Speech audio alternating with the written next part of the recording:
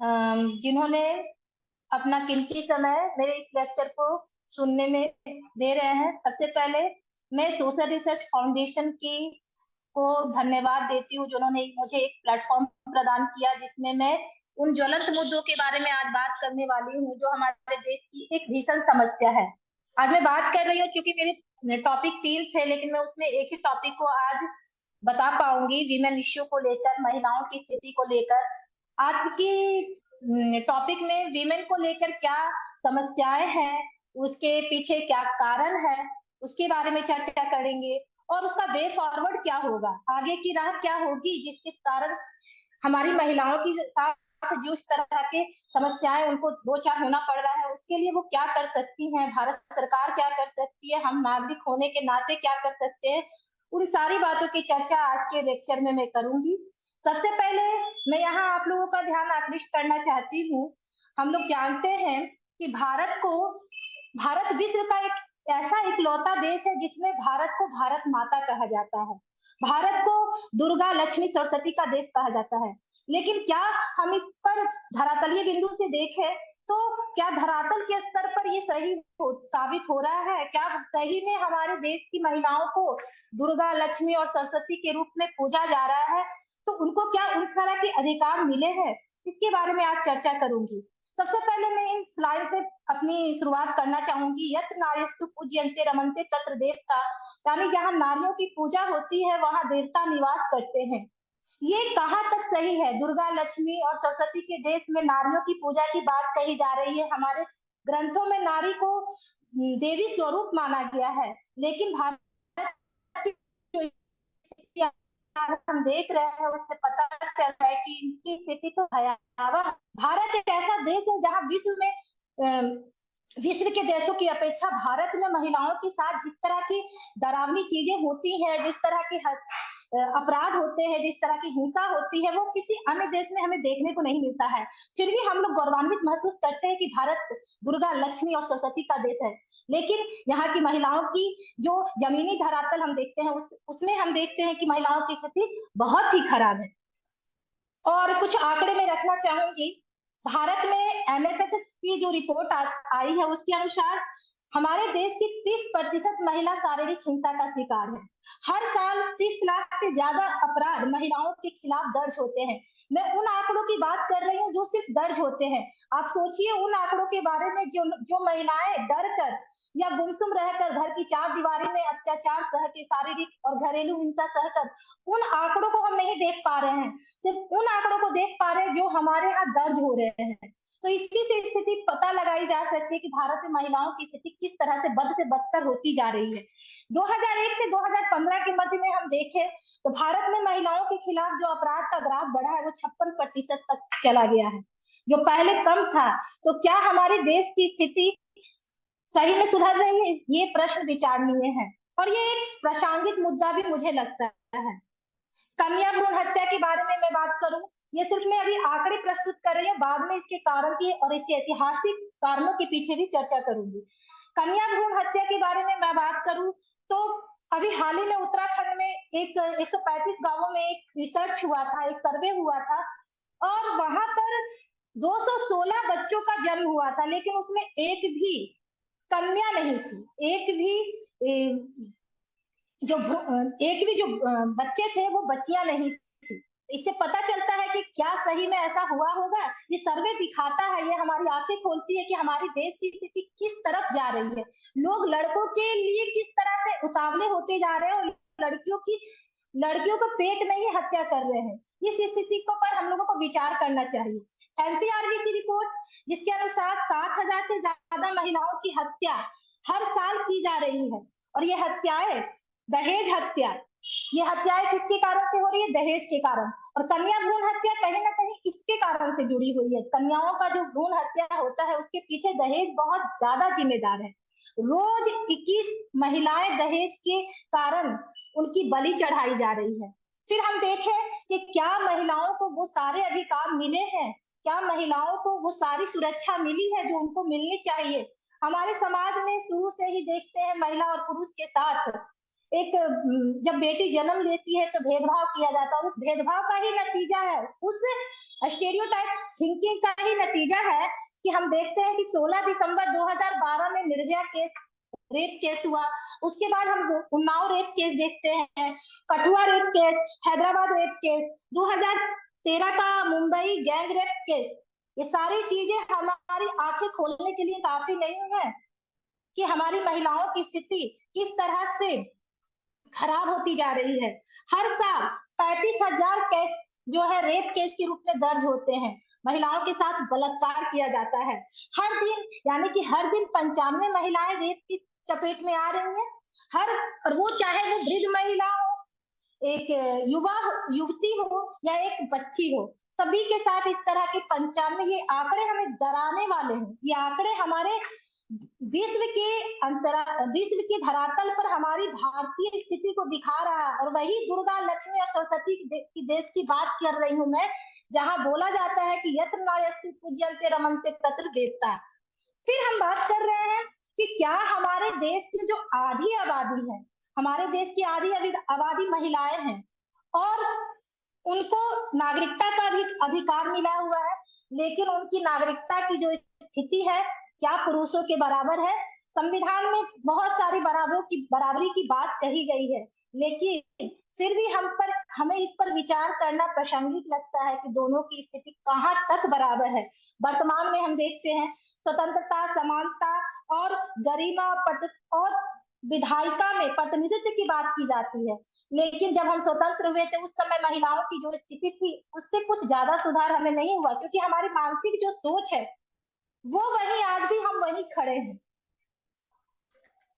तो इस तरह से हम देखते हैं कि आंकड़े हमें बताती है कि भारत में महिलाओं की स्थिति किस तरह से दयनीय और बदतर होती जा रही है। और उस पर विचार करना ना केवल सरकार का बल्कि हम भारतीय नागरिकों का भी कर्तव्य है कि कैसे उन लोगों की स्थिति पर विचार करके उनको एक नई दिशा दें। सबसे पहले मैं बात करूंगी आखिर इन स्थितियों के पीछे कारण क्या है। ऐतिहासिक कारण की तरफ जाए तो मैं महाकाव्यों के बारे में बात करूंगी। रामायण और महाभारत हमारे देश के बहुत महत्वपूर्ण महाकाव्य हैं और इन महाकाव्यों को हर घर में पढ़ा और सुना जाता है। फिर भी हमारा जो लेशन होता है, हमारे जो ग्रंथ है, महाकाव्य है, वो लेशन क्या देते हैं, वो क्या सही रूप में मिल पाया है हम लोगों को। प्राचीन समय में हम बात करें तो रामायण की सबसे पहले मैं बात करूंगी। सीता को अग्नि परीक्षा से गुजरना पड़ा। सीता जो एक पवित्र स्त्री थी, सतीत्व की प्रतिमूर्ति थी, लेकिन उनको भी भगवान राम ने के सामने सतीत्व की परीक्षा से गुजरना पड़ा, उनको अग्नि परीक्षा से गुजरना पड़ा। ये बातें काफी नहीं है कि महिलाएं चाहे कितनी भी सतीत्व और धर्मनिष्ठा के साथ जिए, लेकिन समाज उन्हें उस तरह से जीने नहीं देती है। तो ये हम देखते हैं कि महाकाव्यों के युग से ही महिलाओं की स्थिति बद से बदतर होती जा रही थी और इसी का प्रभाव हमें बाद में दुर्गामी रूप से देखने को मिला।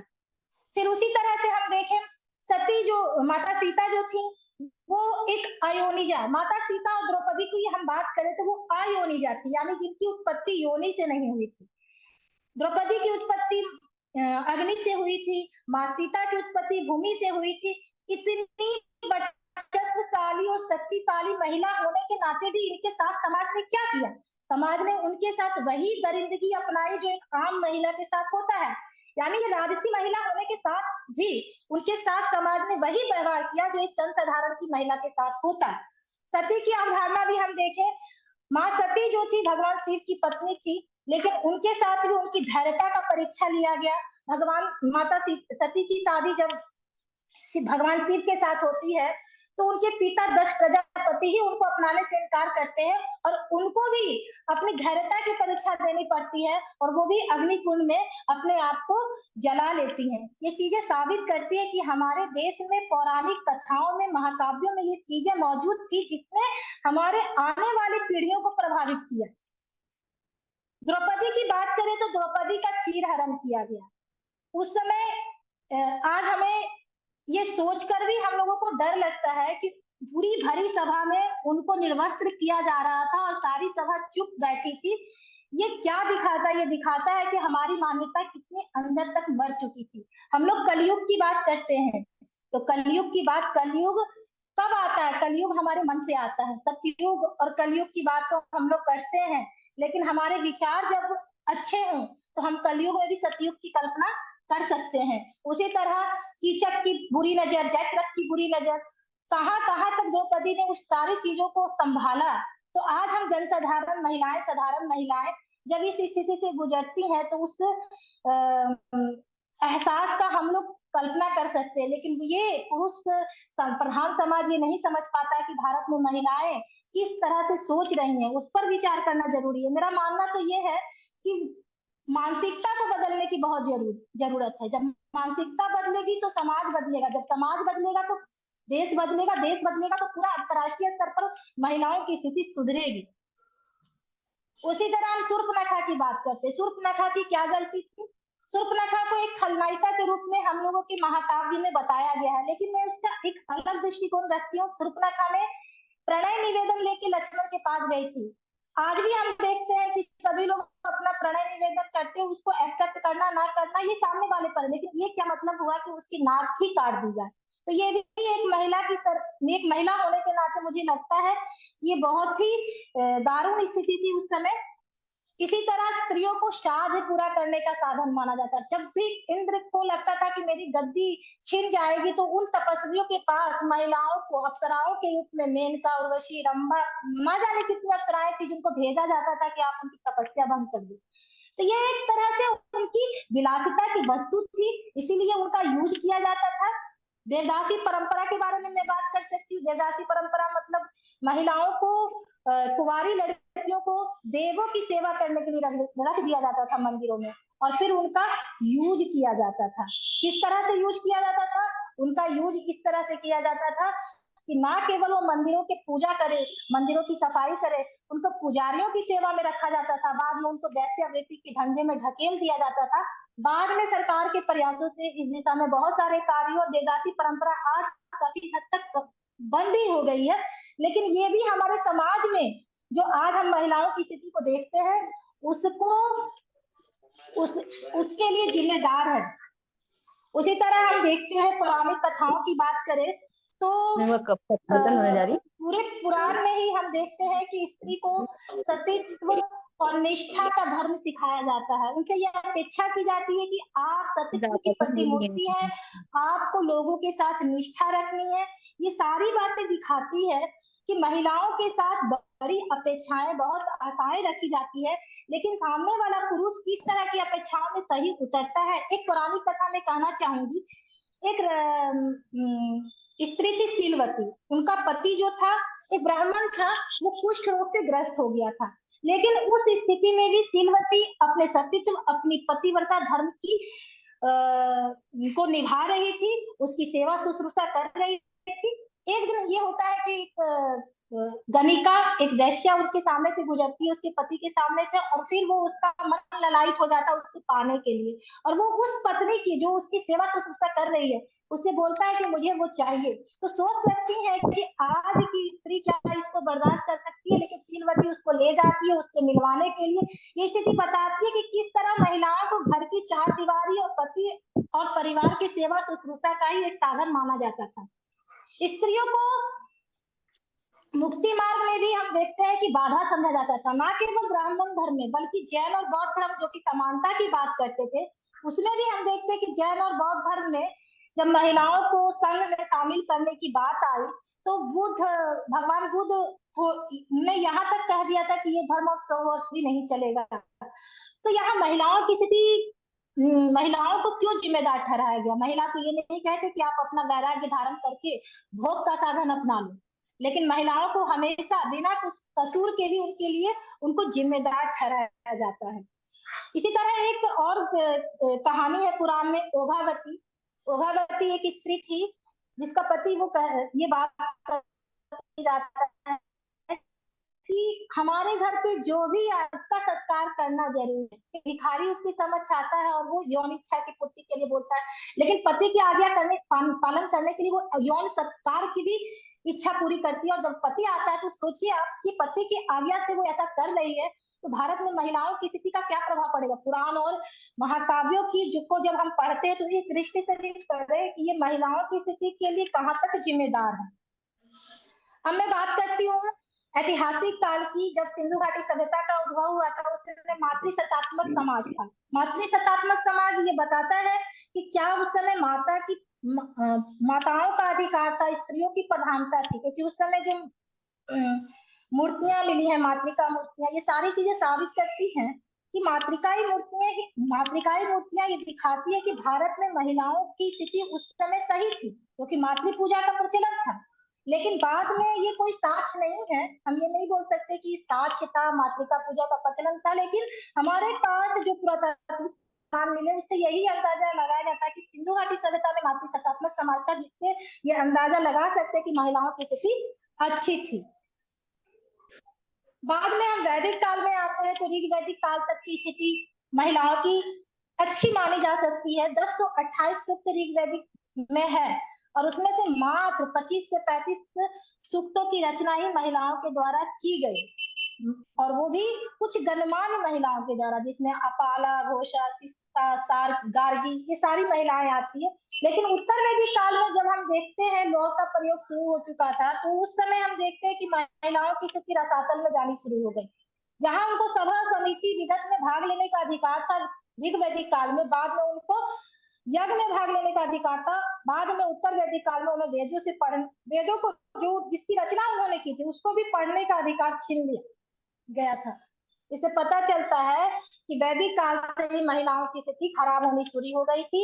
मौर्य काल में भी हम देखते हैं कि किस तरह से महिलाओं को घर की चार दीवारी में कैद कर दिया गया था, उनको वो सारे अधिकार नहीं मिले थे जो एक नागरिक को मिलनी चाहिए, जो उस समय के पुरुषों को मिलता था। उनके साथ भेदभाव बढ़ता जाता था। फिर गुप्त काल को हम लोग जैसा कि जानते हैं स्वर्ण युग माना जाता है, लेकिन उस समय भी महिलाओं की स्थिति बहुत अच्छी नहीं कही जा सकती है।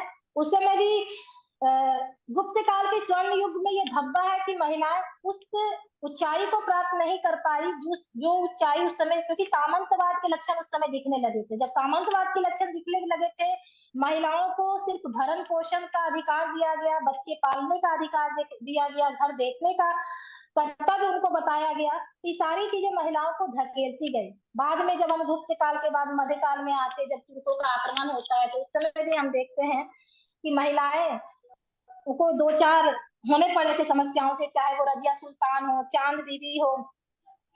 रजिया सुल्ताना बहुत ही निर्भीक योद्धा और वीर महिला थी, लेकिन उनके साथ भी पुरुष प्रधान समाज में उनको भी मात्र कुछ काल के लिए ही सत्ता संभाल पाई, और पुरुषों ने उस समय के जो पुरुष प्रधान समाज था उनको गद्दी संभालने नहीं दिया और उनको गद्दी से हटाया। उसी तरह से चांद बीबी हो गई, आपकी रानी दुर्गावती हो गई, इन सारे स्त्रियां जो वीरांगनाएं थी, उनको भी हमारे मध्य काल में देखते हैं कि पूरी योग्यता होने के बावजूद भी वो संपन्नता, वो अधिकार नहीं मिले जो एक पुरुष राजा होने के नाते उनको मिलने चाहिए थे। तो ये मैंने ऐतिहासिक काल की बात बताई। बाद में अंग्रेजों के काल में तो हम लोग जानते हैं कि किस तरह से महिलाओं की स्थिति और ज्यादा खराब होती गई, लेकिन बाद में विभिन्न कानूनों के द्वारा जो अंग्रेजों के काल में बनाए गए थे, चाहे वो सती प्रथा हो, विधवा पुनर्विवाह अधिनियम हो, ठगी प्रथा हो, है ना, बलि प्रथा हो, बलि भी दिया जाता था महिलाओं का। तो ये सारी चीजें हमें उस दिशा की ओर ले जाती है, जब हम देखते हैं कि महिलाओं की स्थिति में बाद के उत्तर आधुनिक काल में, पूर्व आधुनिक काल में महिलाओं की स्थिति में सुधार के चिन्ह दिखने लगे थे। इतनी बातें के बाद मैं कहना चाहूंगी कि आखिर ये जो महिलाओं की स्थिति, चाहे वो वैदिक काल में रहा हो, ऐतिहासिक काल में रहा हो, महाकाव्यों के काल में रहा हो, इसके पीछे कारण क्या था? इसके पीछे सबसे प्रमुख कारण मैं मानूंगी पितृ सत्तात्मक समाज। हमारा जो समाज है वो निर्धारित करता है कि किसको जीने का अधिकार है, किसको जीने का अधिकार नहीं है। आज हमारा मेल डोमिनेटेड सोसाइटी जो है वो पूरी तरह हमारे परिवार में, देश में, समाज में हावी है। महिलाएं जब घर में काम करती हैं, उनको घर से काम से फुर्सत नहीं होता है कि वो अपने अधिकारों के बारे में जागरूक हो पाए। जब वोट देने का समय आता है तो हमारे घर के पुरुष ही उन्हें बताते हैं कि आपको वोट किसे देना चाहिए। ये चीजें क्या दिखाता है? ये चीजें ये दिखाती है कि भारतीय महिलाएं जो है आज भी पुरुषों के साथ कंधे से कंधा मिला के चलने से डरती हैं, क्योंकि पुरुष प्रधान समाज ने उनको डरा कर रख दिया है। 21वीं सदी तक ऐसा माना जाता था कि औरतों की जिंदगी में बदलाव आया है, लेकिन जब हम ग्रास रूट लेवल पे देखते हैं तो क्या ये बदलाव सही दिशा में आया है? आज भी महिलाएं जितनी पाश्चात्य देशों में हम देखते हैं महिलाओं की प्रगति हुई है, उतनी नहीं हो पाई है। आज जितनी भी महिलाएं घर से बाहर काम करने को निकलती हैं, वहां भी उनके साथ समस्या है। कार्यस्थल पर वर्किंग वुमेन के साथ क्या समस्या है, वो उस पर भी विचार करना जरूरी है। ऐसा माना जाता है, कई लोग ये विचार रखते हैं कि महिलाएं जब काम करने निकलती है तो उनका परिवार जो है वो उनकी स्थिति खराब होती है, साथ ही उन उनका जो परिवार है वो उस स्थिति से गुजर जाता है।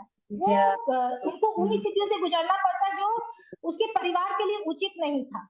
तो महिलाओं के साथ साथ पुरुषों का भी अधिकार है कि वो अपने परिवार को उतना ही ध्यान दे, लेकिन महिलाओं के साथ ये मजबूरी बन जाती है, उनसे ये अपेक्षा और आशा रखी जाती है कि सारा त्याग महिलाएं ही करेगी। कार्यस्थल पर क्या हो जाता है, जब महिलाएं पुरुषों की बराबरी करना शुरू कर देती है तो उनको नीचा दिखाने के लिए उनके कमेंट्स किए जाते हैं, तरह तरह की कमेंट्स होते हैं जो कि उचित नहीं आ सकते हैं। और हम देखते हैं कि कई जगह सरकार ने इस मुद्दे को देखते हुए कई जगह बहुत सारे सेंटर स्थापित किए जहां लोग अपनी बातों को रख सके, महिलाएं अपनी बातों को दर्ज करा सके। और कार्यस्थल पर ज्यादातर हम देखते हैं कि मानसिक रूप से महिलाएं ज्यादा प्रताड़ित की जाती हैं, उनके कपड़े को लेकर कमेंट किया जाता है।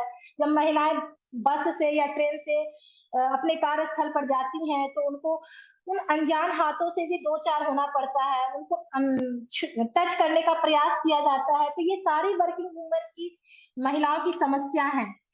कई जो कॉल सेंटर होते हैं वहां भी लेट नाइट उनकी ड्यूटी लगाई जाती है, लेकिन उनको घर जब जाने की लेट नाइट जब वो घर आती है तब भी उनके अंदर डर समाया होता है।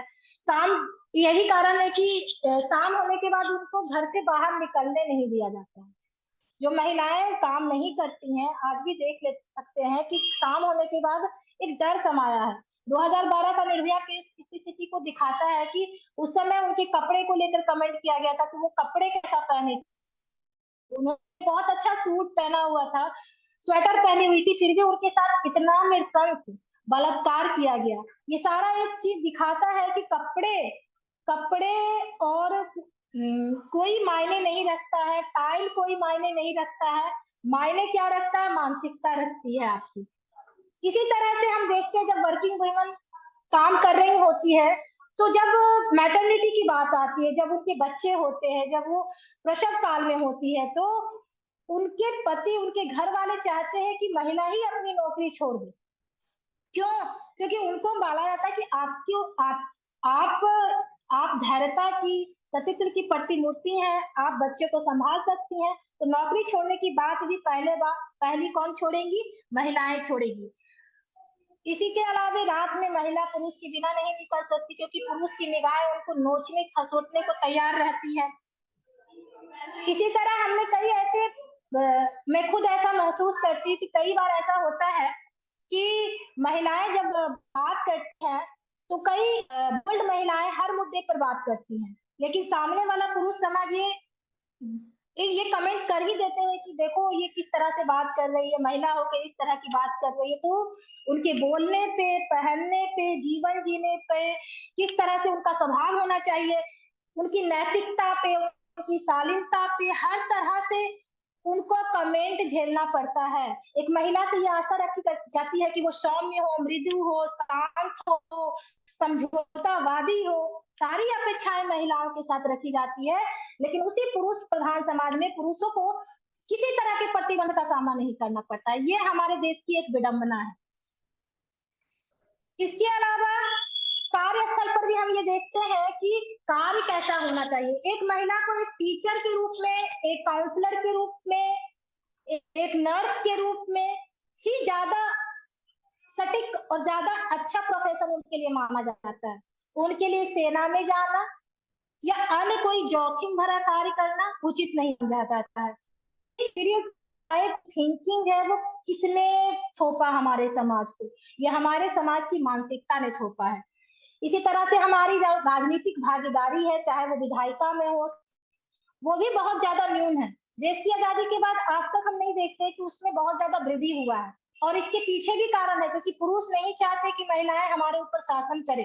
एक दो चंद राष्ट्रपति, अभी द्रौपदी मुर्मू जी बनी है, प्रतिभा पाटिल मैडम बनी थी, फिर इंदिरा गांधी, कुछ गिने चुने महिलाओं को छोड़ दिया जाए तो हम देखते हैं कि देश के उच्च पदों पर महिलाओं की जो नियुक्ति है वो कम ही हो रही है। शिक्षा का स्तर हम देखें तो ग्रामीण भारत में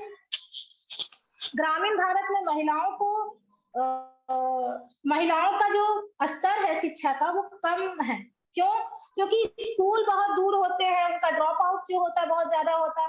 माता पिता का ये कहना होता है कि बस अच्छा ज्ञान हो जाए, लेटर लिखना सीख जाए, पढ़ना सीख जाए, यही काफी है शादी के लिए। यानी उनको शादी के लिए तैयार किया जाता है, उनको तैयार किया जाता है कि पराये घर की स्त्री है तो वहां जाना है तो ये चीजें करनी है, ये चीजें ही दिखाई जाती है।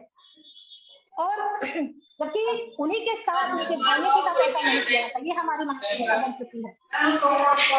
इसी तरह से दहेज प्रथा, बाल विवाह, ये सारी समस्याएं में मैडम आवाजें आ रही है। इसी तरह दहेज, बाल विवाह, ये सारी समस्याएं भी हम देखते हैं हमारे देश में बहुत ही ज्वलंत मुद्दे हैं। अब आज हम देख रहे हैं कुछ हद तक बाल विवाह कम हुए, लेकिन ग्रामीण स्तर पर भी आज भी हमें देखने को मिलता है कि बाल विवाह हो रहे हैं। बाल विवाह का दुष्प्रभाव क्या होता है? पुरुष के साथ साथ महिलाओं को भी देखते हैं कि कम उम्र में विवाह किया जाता है, 18 वर्ष 14, अभी तो 18 वर्ष से कम उम्र की महिलाओं का विवाह कर दिया जाता था। और ये इसका शारीरिक और मानसिक रूप से क्या प्रभाव पड़ता था उसका अंदाजा हम नहीं लगा सकते। उनको समय के पहले बच्चे हो जाते थे, उनके देखभाल करना, खुद एक बच्ची होती हुई एक बच्ची का देखभाल करना किस तरह से कष्टदायक हो सकता है। जिस हाथ में खिलौने होने चाहिए, जिस हाथ में किताबें होने चाहिए, उनको बच्चे पकड़ा दिए जाते हैं। तो क्या हमारे देश की जो आधी आबादी महिला की है वो उस स्थिति से कैसे दो चार हो पाएगी जो हमारे पाश्चात्य यूरोपीय देशों में हमारी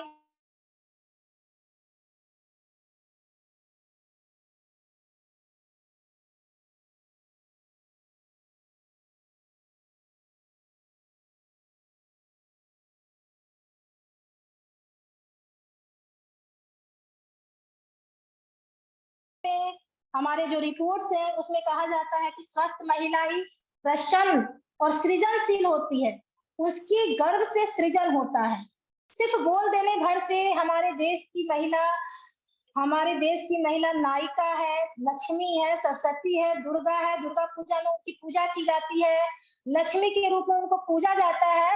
लेकिन बाद के समय में उन दिनों को छोड़ दिया जाए तो महिलाओं को क्या वो अधिकार, वो पूजनीय दर्जा मिल पाता है? मुझे लगता है ऐसा नहीं हो पाता है। वो काफी ऊर्जावान होते हुए भी उनकी प्रतिभा को दबाया जाता है। और एक स्वस्थ महिला हम जानते हैं कि समाज के लिए, देश के लिए, परिवार के लिए सहायक होती है। बी आर अम्बेडकर का भी कहना था कि महिलाओं की जो स्थिति है बहुत ज्यादा स्वास्थ्य पर निर्भर करती है। जब महिला की स्थिति, स्वास्थ्य की स्थिति सुधरेगी तभी हमारा समाज बदलेगा, हमारा परिवार बदलेगा। आज हमारे देश की आधी आबादी, चाहे हम उन महिलाओं की बात कर रहे हैं जिन पर ध्यान नहीं देता ये पितृसत्तात्मक समाज, पैट्रियार्कल समाज हमें बताता है कि किस तरह से हमारी महिलाएं अस्वस्थ है, अशिक्षित है, बेरोजगार है, पिछड़ी हुई है। वो सारी स्थितियों से वो रूबरू नहीं हो पाई है जो हमारे देश में चल रहा है, और उनको कोई ख्याल नहीं होता, बस उनको घर के झंझटों में ही समेटा जाता है। 60 करोड़ महिलाएं आज भी हमारे देश में आधारभूत स्वास्थ्य सुविधाओं से के पहुंच से बाहर है। विवाहित महिलाओं में लगभग 63% महिलाएं स्वास्थ्य संबंधी मामलों में खुद से पहल नहीं करती है। जब उनके घर वाले बताते हैं कि आपको ये समस्या है तो वो डॉक्टर के पास जाती है। ये झिझक उनके अंदर किसने बैठा है? उसके अलावा परिवार के निर्णय ही उनके निर्णय माने जाते हैं, उन पर उनका निर्णय थोपा जाता है। 30% महिलाओं की, जैसा कि मैंने बताया, कि शारीरिक हिंसा की शिकार होती हैं।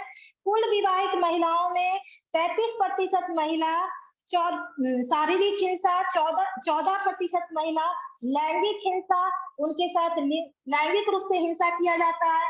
7% वैवाहिक महिलाओं को लैंगिक हिंसा का सामना करना पड़ता है। ऐसा नहीं है कि लैंगिक हिंसा जो 14% महिलाएं हैं उन्हीं को सामना करता है, विवाहित महिलाओं को भी लैंगिक हिंसा का सामना करना पड़ता है, वैवाहिक बलात्कार होता है। आज सरकार ने इस पर कानून बनाया है, लेकिन ये कानून आ जाने के बाद भी क्या महिलाएं उस आधार पर जाके कोर्ट की शरण ले सकती है? झिझक के कारण नहीं ले सकती है, भले ही उनके साथ वैवाहिक बलात्कार होता रहे, उनकी मर्जी से बलात्कार किया जाता रहे। ये सारी स्थिति बताती है कि महिलाओं की स्थिति किस कदर हमारे देश में अन्य देशों की अपेक्षा खराब है। 1/4 विवाहित महिला शारीरिक जख्म की शिकार होती हैं। 14% महिला ही उसमें ऐसी है जो आवाज उठा पाती हैं, और जो आवाज उठाती है उनको उल्टा, कलंकनी, इस तरह के शब्दों से नवाजा जाता है। तो 80% से अब मैं बात करूंगी कि महिला के स्वास्थ्य के सुधार जो नहीं हो रहे हैं उसके लिए कौन से कारक जिम्मेदार हैं। क्योंकि पहला तो उनको बिल्कुल उचित पोषक आहार नहीं दिया जा रहा, बेटियों को जन्म से पहले ही भेदभाव किया जाता है, उनकी भ्रूण हत्या की जाती है। आहार जो एक बालक को दिया जाता है वो बालिका को नहीं दी जाती है, उस स्तर पर भी भेदभाव माता पिता करते हैं। यूनिसेफ के सर्वे के मुताबिक देश में बाल अवस्था में लड़कों के मुकाबले लड़कियों की मृत्यु ज्यादा होती है, क्योंकि उनका पोषण स्तर उस स्तर पर नहीं रहता है। गर्भधारण क्यों नहीं होता है? क्योंकि जब महिला गर्भधारण करती है उनकी देखभाल उचित तरीके से नहीं होती है, उनकी सेवा शुश्रूषा उस तरह से नहीं होती है, उनको उस तरह का पोषण नहीं दिया जाता जो उनके लिए जरूरी है, कम उम्र में विवाह कर दिया जाता है, और दूसरी तरफ वो अशिक्षित होती है, उनको पता नहीं होता है कि अपने स्वास्थ्य की रक्षा कैसे करें, हमें किस तरह से अपने शरीर की सफाई करनी चाहिए। उसी तरह से हमारे यहाँ चिकित्सक की कमी है, नर्सों की कमी है, अस्पताल में बिस्तरों की कमी है। ये सारी चीजें बताती है कि हमारी महिलाओं के स्वास्थ्य के लिए सारे कारक जिम्मेदार हैं। 80% से ज्यादा महिलाएं ऐसी हैं हमारे देश में जो अपने मासिक धर्म जब होता है तो वो सैनिटरी पैड का यूज नहीं करती, बल्कि उसकी जगह वो घास का, राख का, अस्वस्थ कपड़े का, जो अस्वच्छ कपड़े होते हैं उनका इस्तेमाल करती हैं। तो ये उनके रोगों की संख्या को बढ़ाता ही है। उसी तरह से खुले में वो शौच करती हैं। हमारे यहाँ ये बहुत बड़ी समस्या है। प्रधानमंत्री मोदी जी जब ये आए तो इस समस्या पर वो विचार किए। खुले में शौच करने से उनके स्वास्थ्य से लेकर उनकी सुरक्षा तक की, उनकी इज्जत आबरू तक की समस्या आती थी। पेयजल में भी हम देखते हैं कि उनको शुद्ध पेयजल उपलब्ध नहीं कराया जा रहा था, क्योंकि शुद्ध पेयजल की अनुपलब्धता हमारे देश की विकट समस्या है। यौन संबंध जो होते हैं वो भी हाइजेनिक नहीं होते हैं, उनके साथ जबरदस्ती किया जाता है। ये सारी चीजें महिलाओं पे दुष्प्रभाव डालते हैं। सरकार द्वारा यद्यपि इसमें प्रयास किया जा रहा है और कुछ प्रयास फलीभूत भी हुए हैं, लेकिन वो ऊंट के मुंह में जीरा की तरह कहा जा सकता है। जैसे एकीकृत बाल विकास प्रोग्राम हो गया, जननी सुरक्षा योजना, मातृत्व लाभ अधिनियम 2013, one stop centre scheme, Swadhar Greh, step योजना, जिसमें support to training and employment programme, Pradhanmantri Matritva Vandana Yojana, Ayushman Bharat योजना, ये सारी योजनाएं भारत सरकार के द्वारा लाई गई और कुछ हद तक हमारे देश में स्थिति सुधर भी रही है। उसके अलावा विधायिकाओं में हम देखते हैं महिलाओं का प्रतिनिधित्व कम है। विभिन्न विधायी निकायों में महिलाओं का प्रतिनिधित्व बेहद कम उपस्थिति वो दर्ज करा पाती हैं। हम देखते हैं कि इंटर पार्लियामेंट्री यूनियन और यूएन वीमेन रिपोर्ट के अनुसार संसद में जो निर्वाचित महिला है उनकी प्रतिनिधियों की संख्या के मामले में भारत 193 देशों में मात्र 148वें स्थान पर है। इससे ये दिखता है कि भारत कितना पिछड़ा हुआ है राजनीतिक रूप से महिलाओं की भागीदारी के रूप में। सुरक्षा संबंधी चिंता भी हमारे महिलाओं के साथ जुड़ी हुई है। उनकी भ्रूण हत्या, जैसा मैं पहले बात कर चुकी हूँ, घरेलू हिंसा उनके साथ हो रहा है, बलात्कार हो रहा है, उनकी तस्करी की जा रही है, जबरन वेश्यावृत्ति के धंधे में धकेला जा रहा है, ऑनर किलिंग हो रही है, कार्यस्थल पर यौन उत्पीड़न हो रहा है। सबसे जो भीषण समस्या है वो पीरियड पॉवर्टी की है। भारत में चिंता का एक विषय है, क्योंकि महिलाओं को अशिक्षा के कारण, महिलाओं में जागरूकता की कमी के कारण आवश्यक स्वच्छता उत्पादों के बारे में उनको जानकारी नहीं होती, मासिक धर्म के बारे में उनको उस समय क्या करना चाहिए, कैसे रहना चाहिए, उसकी जानकारी नहीं होती, क्योंकि उनके पास शिक्षा और स्वच्छता की कमी होती है। सरकार के द्वारा भी इस दिशा में कोई प्रयास नहीं किया जा रहा है। साफ-सफाई के प्रति उनकी जागरूकता बहुत कम होती है। उनकी उन पर उनका ध्यान नहीं जाता है। 2011 का जो यूनिसेफ का रिपोर्ट आया था, उसके अध्ययन के अनुसार 13% जो बालिकाएं थी, वो पहले मासिक धर्म से गुजरने के परोक्ष उनको ये पता ही नहीं था कि मासिक धर्म क्या होता है। आज हमारी शिक्षा व्यवस्था में परिवर्तन लाया जा रहा है और आज हम देखते हैं कि हमारे बुक्स में भी ये चीजें दिखाई जाती है। बैड टच क्या होता है, गुड टच क्या होता है, पीरियड्स क्या होते हैं, ये सारी चीज शिक्षा हम देखते हैं हमारे बच्चों को अब दिया जा रहा है। तो थोड़ा-सा सुधार हम इस दिशा में देख सकते हैं। उसी तरह से अगर किसी महिला के साथ धोखा किया जाता है, यानी वो सिंगल मदर का जो वेदना होती है, जब वो प्रेग्नेंट हो जाती है, अविवाहित महिला जब प्रेग्नेंट हो जाती है और वो बच्चे को उम, इस दुनिया में लाती है, तो उनको भी पूरे समाज के साथ समाज के बातें सुननी पड़ती है। उनको वो सारे लांछने उन शब्दों को सुनना पड़ता है जो एक महिला के लिए उचित नहीं है, लेकिन वो सब बर्दाश्त करती हैं। मैं एक नीना गुप्ता की बात कर सकती हूँ। नीना गुप्ता जो थी एक फिल्म एक्ट्रेस है, उन्होंने मसावा गुप्ता को खुद जन्म दिया और आज उनका मैंने एक आर्टिकल भी पढ़ा था कि किस तरह से उनको कितनी सारी दिक्कतों का सामना करना पड़ा था। महिला को हाँ, हमारे देश में देवी मान लिया जाता है, लेकिन देवी मानने से नहीं होता है। सिर्फ एक दिन देवी मान लेने से क्या वो महिला देवी बन जाती है? ये हमारी मानसिकता बदलनी होगी कि देवी के रूप में उसको पूजने की अपेक्षा उनकी आदर, उनका सत्कार करना सीखिए, उनको रिस्पेक्ट। आज हमारे देश में भले ही सती प्रथा, पुनर्विवाह पुनर्विवाह की जो पाबंदी थी, उसको देवदासी प्रथा को, ये सभी चीज़ों पर स्थिति कम हुई है, उस पर पाबंदी लगा दी गई है, लेकिन आज भी हम देखते हैं महिलाओं के साथ शिक्षा को लेकर, लिंग को लेकर, वेतन को लेकर अंतर किया जाता है। क्यों? एक ही शिक्षा दी जाती है, किसी पुरुष को अच्छे स्कूल में पढ़ाया जाता है, लेकिन उसी के साथ उसकी बहन को दूसरे स्कूल में, जहाँ पर सरकारी स्कूल होता है, वहाँ पढ़ाया जाता है, उनके साथ लिंग विभेद होता है। एक ही साथ काम करने वाले स्त्री पुरुष के वेतन में भी अंतर देखने को मिलता है। तो ये एक तरह से हिंसा ही हम लोग कह सकते हैं। लगभग हर दिन विभिन्न हिंसा से महिलाएं प्रभावित हो रही है, जो समाज को बाधित कर रही है। हर 44 मिनट में एक महिला का अपहरण हो रहा है, वैवाहिक बलात्कार हो रहे हैं, 43 मिनट में एक बलात्कार हो जाता है। महिला जनाना की विकृति, इसके लिए जिम्मेदार हम बोल सकते हैं। उसके अलावा हर 17 महिलाएं दहेज के कारण उनकी हत्या की जा रही है। जो महिलाएं, चूंकि हम देखते हैं कि बाल विवाह हमारे देश की बहुत बड़ी समस्या है और बाल विवाह के साथ बेमेल विवाह भी इसके लिए जिम्मेदार है। हम देखते हैं कि 18 साल की लड़की का 40 साल 50 साल के पुरुष के साथ विवाह कर दिया जाता है, तो उसका पति तो पहले पहले उसकी मृत्यु होगी और वो विधवा होगी, ये तय होता है। लेकिन उस लड़की के साथ भी अत्याचार किया जाता है, उनको सफेद कपड़े पहनने को मजबूर किया जाता है, किसी तरह के साज श्रृंगार से उनको दूर रखा जाता है, उनको गर्म भोजन करने की पाबंदी होती है, मिर्च मसाला नहीं खा सकती है, उनका सर मुड़ा दिया जाता है। ये सारी चीजें बताती है कि भारत में विधवाओं के साथ क्या व्यवहार हो रहा है।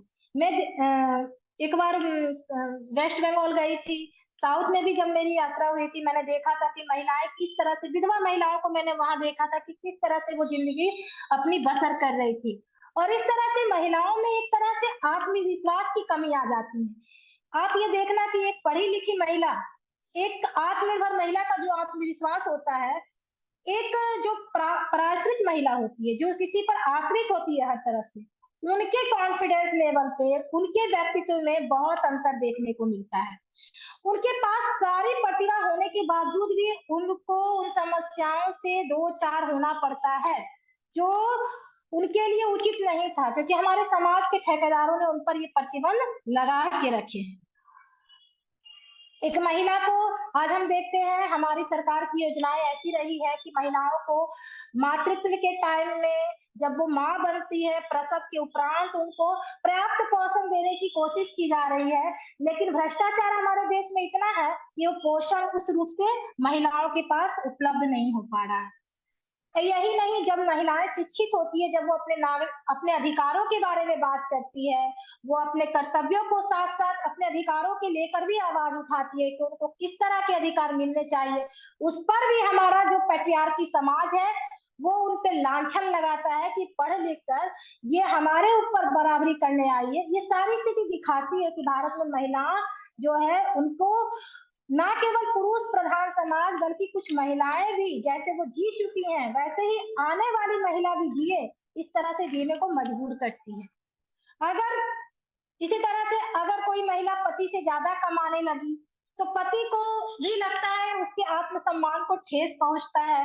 ये दो चार स्थितियां हैं जिससे महिलाओं को अंदर ही अंदर घुटने को मजबूर होना पड़ता है। प्रसव के बाद जब महिलाएं प्रसव पीड़ा से दौर से गुजरती है, प्रसव के बाद भी उनके ऊपर घरेलू काम बाह्य काम डाल दिए जाते हैं। बच्चे का भरण पोषण करना, बच्चे का पालन पोषण करना सब उनकी जिम्मेदारी हो जाती है, जबकि उनको स्वास्थ्य की तरफ ध्यान देना बहुत जरूरी था। तो इतनी सारी समस्याएं हमारी महिलाओं के साथ है, उसका वे फॉरवर्ड क्या होना चाहिए, आगे की राह कैसी होनी चाहिए, आखिर महिलाएं इस स्थिति से कैसे निदान पाए। सबसे पहले शिक्षा को बेहतर अवसर के रूप में उनको प्रदान किया जाना चाहिए, क्योंकि जब एक महिला शिक्षित होगी तो एक परिवार शिक्षित होगा, एक परिवार शिक्षित होगा समाज शिक्षित होगा, समाज शिक्षित होगा तो देश शिक्षित होगा, जब देश शिक्षित हो जाएगा तो देश का स्वरूप बदल जाएगा। दूसरा, उसमें आत्मविश्वास की कमी आएगी। शिक्षा आने से बेहतर तरीके से वो अपने निर्णय ले सकती है। स्किलिंग एंड माइक्रो फाइनेंसिंग की जरूरत है, उनको कौशल विकास देना है, उनको सूक्ष्म वित्त से उनको रोजगार देने की बारे में सोचना चाहिए। और हमारी सरकार आज इस तरह के कार्य कर रही है, कई तरह के कुटीर और लघु उद्योग महिलाएं चला रही है, लेकिन अभी भी उनकी संख्या न्यूनतम है।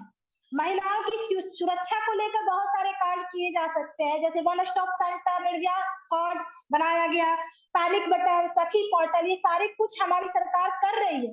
लेकिन इसके साथ साथ हम नागरिकों का भी कर्तव्य है कि जिस तरह से महिलाएं स्वच्छंद रूप से कार्य कर सके किसी बिना डर से, तो उनको वैसा वातावरण हम समाज ही दे सकते हैं। इसके लिए हमारे पुरुष समाज की मानसिकता बदलनी होगी। महिलाओं के कार्यस्थल पर जो यौन उत्पीड़न हो रहे हैं उसके संबंध में कानून बनने चाहिए, और ये कानून आ भी गया था 2013 में। एमपी सरकार ने लाडली लक्ष्मी योजना, स्वागत नंदिनी योजना जो कि बालिकाओं के जन्मोत्सव को लेकर मनाया जाता है। शिक्षा में प्रोत्साहन, उच्च शिक्षा में प्रोत्साहन कब होगा, जब महिलाओं को सारी सुविधाएं दी जाएगी, उनकी ड्रॉप आउट जो लगातार वो शिक्षा नहीं ले पाती, ड्रॉप आउट कर जाती है, उस पर अंकुश लगाने की जरूरत है। लिंगानुपात में जो कमी है उसको सही करने की जरूरत है। ई गवर्नेंस की जरूरत है, छात्रवृत्ति की योजना लाने की जरूरत है। वो छात्रवृत्ति कैसे आएगी, जब हम ई गवर्नेंस पे काम करेंगे। इसके अलावा संविधान में भी बहुत सारे प्रावधान है, लेकिन संवैधानिक प्रावधान किस तरह से उनका अमली जामा पहनाया जाता है वो हमारे देश की जो नौकरशाही है उस पर बहुत हद तक निर्भर करती है। तो नौकरशाही को भ्रष्ट नहीं होना चाहिए, इस पर भी बात करनी चाहिए। फास्ट ट्रैक कोर्ट की स्थापना करनी चाहिए। जब महिलाओं के साथ बलात्कार होते हैं तो उस बलात्कार के निर्णय आते आते ही इतने साल बीत जाते हैं कि बलात्कारी भी भूल जाता है कि वो बलात्कार किया था। तो ये फास्ट ट्रैक अदालत जब आएगी तो निर्भया जैसा जो मामला जिसको सुलझाने में कोर्ट को 7 साल 3 महीने लगते हैं, ये इतना टाइम ना लगे, इसके लिए फास्ट ट्रैक कोर्ट की स्थापना करनी चाहिए। लड़कों को भी लैंगिक समानता के बारे में बताना है। जेंडर स्टीरियोटाइप की जो बातें हमारे समाज में होती है, ये तो लड़की होती है, लड़के नहीं होते, लड़के मर्द होते हैं, इस तरह की जो बात लड़कों के मन में जारी जाती है, उनको संवेदनहीन बनाया जाता है। उस संवेदनहीन बनाने की अपेक्षा उनको संवेदना के बारे में सिखाया जाए, उनको अपनी महिलाओं के साथ कैसे व्यवहार करना चाहिए उसके बारे में बताया जाए, तब हमारी महिलाओं की स्थिति और ज्यादा अच्छा होगी। ओपन कन्वर्सेशन भी होने की बहुत जरूरत है, इस मामले में ओपन कन्वर्सेशन होना चाहिए। अब हम ये देखें कि हमारे भारत में जो महिलाओं की स्थिति इस तरह से हो रही है, उसमें कुछ हद तक मैं 1-2 पॉइंट और रखना चाहूंगी कि राजनीतिज्ञों का जो रवैया होता है वो बहुत ही बेकार होता है। हम देखते हैं कि चाहे वो संजय राउत का जो हम देखे जब निर्भया केस हुआ था, अभिजीत बनर्जी ने जो बोला था, शरद यादव ने बहुत सारी ऐसी बातें की महिलाओं के लिए कि मुझे नरेंद्र मोदी जी की याद आती है। उन्होंने एक बार बोला था सुनंदा पुष्कर को लेके कि 50 करोड़ वाली गर्लफ्रेंड तो होनी ही चाहिए, जब शशि थरूर की बात आई थी। तो ये सारी चीजें बताती है कि महिलाएं कितनी भी ऊपर हो जाए, लेकिन ये राजनीति की जो है उनको छोड़ते नहीं, है ना। शरद यादव भी एक बार, स्मृति ईरानी जब कैबिनेट में नई नई आई थी, तो उनको भी इस तरह के बोला गया था कि आप तो टीवी में ठुमके लगाने के लिए ही बेहतर है। ये सारी स्थिति बताती है कि महिलाओं की स्थिति को इस दिशा में ले जाने में अगर कोई प्रगति कर रही है महिला, तो इस तरह के कमेंट्स उनको कसने पड़ते हैं, सुनने पड़ते हैं। बॉलीवुड का भी रवैया सही नहीं है। हमारे फिल्म में आजकल बहुत ऐसे गाने लगा दिए जाते हैं, गाने डाल दिए जाते हैं अपने फिल्म को बहुत ज्यादा ऊपर लाने के लिए, टीआरपी के लिए। जैसे कि बहुत सारे ऐसे गाने हैं, हलकट जवानी, नमकीन बटर, तो चीज बड़ी है मस्त मस्त। ये सारी चीजें ये बताती है कि भारत में महिलाओं को किस तरह से एक वस्तु के रूप में परोसा जा रहा है, और उसको एक तरह से व्यापार बनाकर उससे मुनाफा कमाया जा रहा है। तो महिलाओं को वस्तु के रूप में समझना बंद करें। भारत इकलौता देश था जिसको भारत माता कहा जाता है, उसको चरितार्थ करे। जिस ग्रंथ में यत्र नार्यस्तु पूज्यन्ते रमन्ते तत्र देवता की बात होती है, वहां पर हम सच में अपने देश को दुर्गा लक्ष्मी सरस्वती का देश बताए, तो सही में हमारा जो ध्येय है महिलाओं को उनके अधिकारों तक पहुंचाने का, वह सही में हम उसको चरितार्थ कर पाएंगे, उसको प्राप्त कर पाएंगे। धन्यवाद।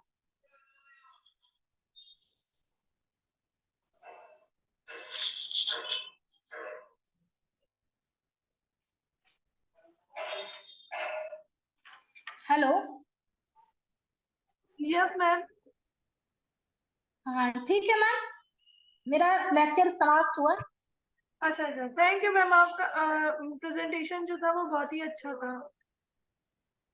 ओके ठीक है मैम। मैडम, एक जी सवाल आपसे मेरा था, अगर जी जी मैम। इजाजत हो तो मैं पूछूं? जी मैम बिल्कुल। हाँ बिल्कुल हाँ बिल्कुल। जी। जी मैम, रानी मैम, आपने बहुत ही विस्तार से वुमेन का जो स्टेटस है, उनकी जो स्थिति है प्राचीन काल से लेकर अभी तक, बहुत ही सुंदर तरीके से आपने उस पर प्रकाश डाला है और बहुत सारे आपने पॉइंट्स रेज किए हैं। मैं बस आपकी ही बात को आगे एक ले जाने की बात करना चाहती हूँ कि आपने जैसे कहा कि हमको महिलाओं की स्थिति सुधारने के लिए पुरुष मानसिकता को हमको बदलना जो है वो बहुत जरूरी है, क्योंकि जैसा आपने बताया कि बहुत सारे कानून हमारे पास हैं, बहुत सारे ऐसे कार्यक्रम चल रहे हैं, पॉलिसीज चल रही हैं हम्म। जो महिलाओं के हित में, उनके उनके अधिकारों की रक्षा के लिए संविधान में भी बहुत व्यवस्था की गई है। लेकिन आज आजादी का हम 75 साल मना रहे हैं, इस महोत्सव मना रहे हैं, महिलाओं की स्थिति में कोई खास बदलाव हमें दिखाई नहीं दे रहा है। उनके साथ वैसे ही हिंसा हो रही है। लेकिन जहां तक पुरुष मानसिकता का सवाल है, उसमें तो कोई दो राय नहीं है कि जब तक मानसिकता समाज की नहीं बदलेगी, पितृसत्तात्मक सोच में बदलाव नहीं आएगा, तब तक महिलाओं की स्थिति में सुधार नहीं हो पाएगा, या महिला जो एक सम्मानपूर्ण जीवन जीना चाहती है वो नहीं हो पाएगा। लेकिन क्या आपको नहीं लगता कि पुरुषों के साथ साथ महिलाओं को भी अपनी मानसिकता में परिवर्तन लाने की आवश्यकता है? क्योंकि पितृसत्ता का जो वंश है वो महिला और पुरुष दोनों के लिए बराबर है, और महिलाएं भी उसी पितृसत्तात्मक सोच में ही पलती बढ़ती हैं। तो जैसा हम बिल्कुल लोग देखते बिल्कुल हैं कि मैम। जब परवरिश होती है तो माएं लड़कियों को बहुत सारे डोन्स और डू सिखाती हैं, लेकिन लड़कों को कोई डोन्स और बिल्कुल डू नहीं सिखाया जाता है कि आपको क्या करना है क्या नहीं करना है। अपनी माँ बहन की बिल्कुल। इज्जत करना तो सिखाया जाता है, लेकिन दूसरी औरतों का भी सम्मान करना है, उस पर बहुत ध्यान नहीं दिया जाता है। समाज में भी हम बहुत जी अनदेखी करते हैं, और अक्सर महिलाएं, जो एक सिस्टरहुड की भावना होनी चाहिए उनमें, कि दूसरी महिलाओं के प्रति संवेदनशीलता उनमें होना चाहिए, उसकी हमें कमी दिखती है। तो कहीं ना कहीं पितृसत्ता के एक पैदल सिपाही की तरह महिलाएं काम करना शुरू कर देती हैं, वो ज्यादा इनकलकेट करती हैं। तो पुरुष बिल्कुल मानसिकता बिल्कुल। बदलने के साथ साथ हमें महिलाओं की मानसिकता भी बदलने की जरूरत है, और उनको ये बताने की जरूरत है कि जो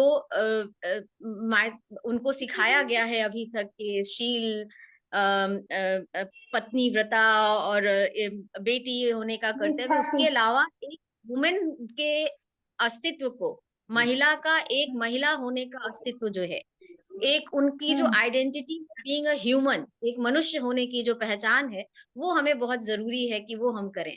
उन्हें देवी के ना सिंहासन पर बैठाएं, ना ही उन्हें हम राक्षसी के या जो है दानवी बताएं, लेकिन ह्यूमन बीइंग होने का अस्तित्व जो है, स्वयं महिला भी ये स्वीकार करे कि वो देवी नहीं है, वो भी मनुष्य है, और दूसरे समाज को भी हमें ये सिखाना पड़ेगा कि वो इस चीजें करें। तो आपको क्या लगता है कि महिला मानसिकता को बदलने के लिए हम क्या कर सकते हैं? देखिए मैम, मैंने पहले ही कहा था कि महिलाओं को भी अपनी मानसिकता, मैंने एक लाइन बोला था कि महिलाएं भी इसके लिए जिम्मेदार है, क्योंकि महिला जिस दर्द को झेलती चली आ रही है, वो अपनी आगामी आने वाली जो पीढ़ी है, जैसे मैं अब एक बहू जब आती है घर पे तो सास ये बोलती है उनसे कि मैंने ये सब सहा था, मैंने ये सब किया था, मैंने अपनी सास की सेवा की थी। मैं ये नहीं कर रही कि बहू को सेवा नहीं करनी चाहिए, तो मैंने कोई बच्चे को पाल रही थी, तुम भी वैसा ही करो। तो ये चीजें वो एक तरह से वो एक रिवेंज की तरह लगता है, प्रतिशोध लगता है। मुझे ऐसा लगता है कि जो वो करी है वो उनकी बहू भी करे। ये मान सकते हैं कि बेटा तुम भी जाओ, लेकिन घर को भी ध्यान दो। महिलाओं में ये दर्द है, ये एक वेदना रहती है, और वो इसको आगे आने वाली महिलाओं की थोपना चाहती है। जिन बंदिशों में वो जी है, उन्हीं बंदिशों में वो उनको भी रखना चाहती है। तो ये सारा जो ध्येय है, एक तरह से हम दूरगामी दृष्टि से देखें मैम, तो हमें पता चलता है कि ये हमारा जो समाज है ना, वो ऐतिहासिक काल से, मैं अभी तक की जो बात कर रही हूँ, हमारा जो समाज है ना, वो इस तरह से स्टीरियोटाइप हो गया है कि वो अपने विचारों को महिला के अंदर अंतस्थल तक इतना थोप दिया है कि वो उसी को अपना जीवन मान बैठती है। पतिव्रता धर्म, निष्ठा, शीलता, शालीनता, मृदु स्वभाव, शांत स्वभाव, सौम्य स्वभाव, ये सारी कुछ अपेक्षाएं महिलाओं के साथ पुरुष रखना चाहता है। मेरी पत्नी ऐसी होनी चाहिए, उसको ज्यादा बचाल नहीं होना चाहिए, ज्यादा अपने अधिकारों के बारे में बात नहीं करनी चाहिए। ये सारी स्थितियां इंगित करती है कि महिलाओं को जीने को मजबूर कर दिए। हम महिलाओं का अधिकार जो है, हम लोग जानते हुए भी, हमारे जो पहले की जो महिलाएं थी वो ऐसा ही सोचती हैं, उनके अंदर अंदर आ चुका है, वो उसको जल्दी, बहुत जल्दी चेंज नहीं कर सकती। इसीलिए हमारा समाज ऐसा है। उसके लिए मैं पुरुष मानसिकता को ही जिम्मेदार मानूंगी शुरू से ही। आप याद कीजिए, जब पाषाण काल में जब हम इस तरह के, हम भीमबेटका की गुफा में देखते हैं कि जो चित्र मिलते हैं कि महिला पुरुष जा रहे हैं शिकार करने, महिलाएं खाद्य संग्रहण करके बच्चों का देखभाल कर रही है, यहीं से तो शुरू हो गया। क्यों ऐसा नहीं हो सकता कि महिलाएं जाए शिकार पे, आप बच्चे संभाले? ये शुरू से ही कि पुरुषों ने तुम्हारा शारीरिक रूप, शारीरिक बल उतना नहीं है, तुम उतना समाज से लड़ नहीं पाओगी। तो इस पर भी मैं महिला की मानसिकता है, मैंने बताया कि कहाँ पर है उनकी मानसिकता, लेकिन उस मानसिकता को लाने में भी पुरुष समाज ही जिम्मेदार है। मुझे लगता है आप मेरी मत से सहमत होंगी। बिल्कुल बिल्कुल, मैं आपके इस मत से पूरी तरह सहमत हूँ कि कहीं ना कहीं महिलाओं के अंदर जो ये भावना है कि जो आपने कहा ना कि एक जैसे लगता है कि बदले का भाव है, या वो पुरुष का जो एक मुझे याद आता है कि एक जेंडर के उस पे ये बात हो रही थी, तो उसमें एक ग्रामीण महिला ये कहती है कि स्त्रियां जो है वो उपग्रह की तरह है, यानी अपना प्रकाश जो वो सूर्य से लेती हैं, तो वैसे ही स्त्रियां पुरुष से अपनी शक्ति ग्रहण करती हैं। तो जो बिल्कुल पावर बिल्कुल। इक्वेशन है ना, हमें लगता है कि जो पावर रिलेशन है, जो केट मिलेट वगैरह कहती है कि सेक्सुअल पॉलिटिक्स जो है, वो हमें वहां पर थोड़ा फोकस करना पड़ेगा, खास करके जो जेंडर आप और हमारे जैसी महिलाएं हैं जो कहीं ना कहीं कुछ हद तक अपने अधिकारों के प्रति जागरूक हो चुकी हैं, उनकी ये जिम्मेदारी बनती है कि वो जो ग्रामीण महिलाएं हैं, या जो वो महिलाएं जो इस तरह के विचार रखती हैं, उनको इस बात के जागरूक कराएं कि आप परिवार में जो सत्ता का हस्तांतरण है वो पुरुष केंद्रित है, और महिला पुरुष की जो फेवरेट होती हैं वो सत्ता की भागीदार बन जाती हैं, और इसी वजह से वो दूसरी महिलाओं को सत्ता की भागीदारी बनने नहीं देती हैं। तो हमको बिल्कुल एक जेंडर फैमिली बनानी है जहां पर दोनों ही वर्ग जो है, स्त्री और पुरुष है, लड़का या लड़की है, उनको बराबरी का अधिकार मिले, उनकी अपनी शक्ति हो, वो एक दूसरे पर निर्भर ना हो। उसी तरह से हमें जेंडर इंक्लूसिव सोसाइटी भी बनानी है, पॉलिटिक्स भी बनाना है, और दूसरे क्षेत्रों में भी एक इंक्लूसिवनेस लानी है, एक सेंसिटिवनेस जो है जेंडर के प्रति वो हमें जगाने की बहुत ज्यादा जरूरत है। तो बिल्कुल जो हमारे बिल्कुल तब ज्यादा बेहतर तरीके से वर्क कर पाएंगे। और बिल्कुल। जब जैसे आपने कहा एक बात जो बहुत मैं आपसे सहमत हूँ कि हमारा प्रशासन जो है, जो कानून है या पॉलिसियां हैं, जो जितनी सारी योजनाएं हैं महिलाओं के लाभ की, तो प्रशासन लागू करता है। लेकिन प्रशासन पुरुष केंद्रित है, तो कई बार वो इस तरह की योजनाओं पर बहुत ज्यादा गंभीरता से उस पर कार्य नहीं करता है। लेकिन अगर हमारा एडमिनिस्ट्रेशन भी जेंडर इंक्लूसिव हो जाएगा, यानी वहां पर महिलाओं की संख्या बढ़ेगी, ज्यादा से ज्यादा महिलाएं वहां पर होंगी, तो शायद उनका जो फोकस होगा वो महिला जो पॉलिसीज हैं, महिला केंद्रित जो विषय हैं उसके ऊपर ज्यादा रहेगा। जैसा कि हम लोग पंचायत में भी देखते हैं कि जहाँ महिला सरपंच हैं तो उनका फोकस स्टेडियम बनाने या पूल्स का निर्माण करने से बजाय शौचालय, प्राथमिक स्वास्थ्य केंद्र, इन पर ज्यादा होता है, शराबबंदी पर ज्यादा होता है। तो आपने मुझे तो मुझे लगता है कि ये इंक्लूसिवनेस जो है वो हमें बढ़ाने की जरूरत है हर लेवल पर, बिल्कुल और तब शायद हम बिल्कुल सोसाइटी मैडम, का समावेशी बात तो होनी ही चाहिए। समावेशिता की जरूरत तो इसलिए तो मोदी जी ने हमेशा समावेशिता की बात कही है। तो ये चीजें आप इस पॉइंट को मैं बिल्कुल याद रखूंगी। और हम लोगों को इस तरह से सोचने की जरूरत है, तभी हमारा समाज बदलेगा। हमारा समाज तभी बिल्कुल बदलेगा जब हम महिलाएं इस बारे में सोचे और अपने विचारों को उन महिलाओं तक पहुंचाए जो इन सारी बातों से अछूती हैं। हमारे समाज में कई वंचित वर्ग ऐसे हैं जिनको अपने अधिकारों के बारे में कुछ नहीं पता। मैं जब क्लास लेती हूँ अपने बच्चों को, तो मैं हमेशा इस बात को, कई बार मुझे लगता है कि कहीं मैं एक फेमिनिज्म की मुद्दे को ज्यादा तो नहीं उभा रही हूँ, लेकिन मुझे लगता है कि महिला होने के नाते ये चीजें होनी चाहिए, करनी चाहिए हम लोगों को, तभी हमारा समाज का स्वरूप और देश का स्वरूप बदलेगा। बिल्कुल मैम। और सिमोन का जो कथन है ना कि महिलाएं गढ़ी जाती हैं, पैदा नहीं होती हैं, तो मैं भी जेंडर स्टडीज बिल्कुल। पढ़ाती हूँ, तो मैं अपने हाँ बच्चों को, हाँ जो हाँ हमारे क्लास में लड़कियों की संख्या ज्यादा होती है, हाँ तो मैं उन्हें हमेशा ये बात कहती हूँ कि पुरुष भी गढ़े जाते हैं, पैदा नहीं होते हैं। तो हमारी जो परवरिश है, जहाँ पर हम मैस्कुलिनिटी और फेमिनिटी ठोक्स के उन पे भरते हैं कि लड़का रो नहीं सकता है, उसको अग्रेसिव होना चाहिए, उसको ऐसा ही अग्रेसिव होना बिल्कुल, चाहिए, बदलाव हमें करना ही पड़ेगा, और उसके लिए क्योंकि माँ की समाज बहुत ही बड़ी। उनको संवेदनहीन बना रहा है। ये सारी बातें बोल के बिल्कुल उनको संवेदनहीन बना रहा है। संवेदना जब उनके अंदर तभी आएगी जब उसको भी रोना आएगा, वो भी भावनाओं को बिल्कुल। व्यक्त करना सीखेगी। तो इसलिए पुरुषों को भी गढ़ा जाता है, अब जैसे महिलाओं को गढ़ा जाता है, तो ये एहसास पुरुषों को भी कराना बहुत जरूरी है कि जेंडर सिर्फ महिलाओं की स्थिति को ही निंद नहीं करता है, उनको भी काफी हद तक उनको प्रभावित करता है। तो वो बदलने की जरूरत है। और मैं देख रही हूँ कि मेरी क्लास, जैसे हम लोग क्लासेस करते हैं, तो लड़कों में फिर धीरे धीरे ये सेंस आता है कि हाँ सही बात है, बहुत बार हम लोग बिल्कुल जो हमारी नेचुरल टेंडेंसीज है उसके अकॉर्डिंग हम नहीं रह पाते हैं, हमारे ऊपर प्रेशर बहुत ज्यादा होता है। तो वो जी एहसास जी उनका जो है वो कहीं न कहीं उनको लड़का लड़की की भेद को मिटाने की जरूरत है। तो परिवार से ही हमें शुरू करना पड़ेगा, तभी वो कानून और बिल्कुल वो सब होने के बावजूद भी हम नहीं बदल पा रहे हैं, क्योंकि परिवार में हमारी सोच नहीं बदल रही है। तो बिल्कुल। बहुत अच्छा लेक्चर रहा मैडम, बहुत बधाई, आपने बहुत थैंक यू विस्तार से सारे पॉइंट्स को रखे। Thank thank you. You ma'am, thank you. Subscribe now and press the bell icon. Never miss an update.